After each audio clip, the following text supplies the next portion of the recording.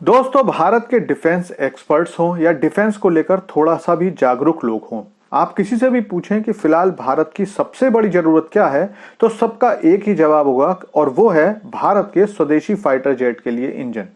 बात बिल्कुल सही है, भारत को सबसे ज्यादा इसी की जरूरत है और क्योंकि ये बात हम ही नहीं पश्चिमी देश भी जानते हैं, इसीलिए वो हमें इसके लिए इतना परेशान भी कर रहे हैं।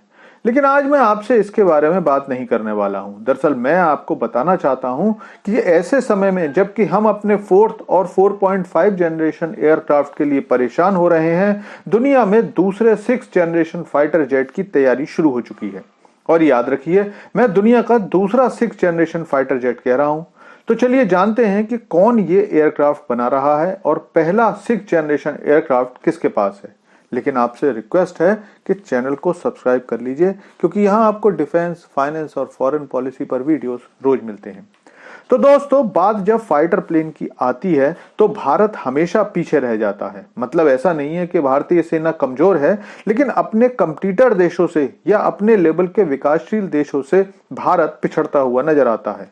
तेजस के बारे में मैंने आपको ऊपर बताया ही था, लेकिन 5th जनरेशन फाइटर प्लेन भी अब कई देशों के पास है या अगले 5 सालों में आ जाएंगे। इनमें अमेरिका का F-22 और F-35, रूस का Su-57 और Su-75 चेकमेट बनने वाला है, चीन के J-20 और J-35 हैं, दक्षिण कोरिया अपना 5th generation fighter plane JF-21 2026 तक बनाना शुरू कर देगा और उसकी प्लानिंग है कि 2028 तक 40 JF-21 अपनी सेना में शामिल कर ले। तुर्की पिछले साल ही अपना 5th जनरेशन फाइटर प्लेन कान शो कर चुका है, लेकिन भारत का एम का 2032 के बाद आने की उम्मीद है।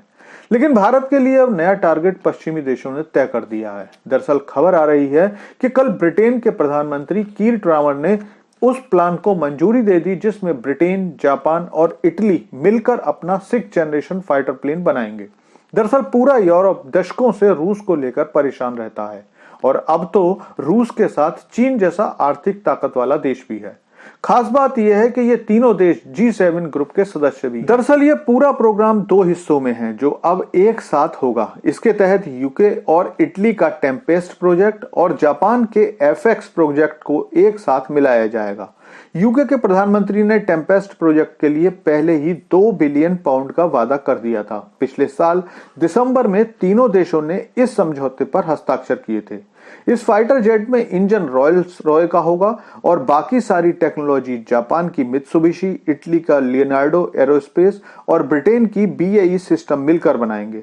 इस पूरे प्रोग्राम के लिए 2035 की डेडलाइन रखी गई है। इसके अलावा चीन के जुआई में चल रहे एयर शो में चीन ने भी अपने 6th जनरेशन फाइटर प्लेन का डमी दिखाया है, जिसका नाम उसने व्हाइट एम्परर रखा है। हालांकि इसके बनने की कोई समय सीमा नहीं बताई गई है।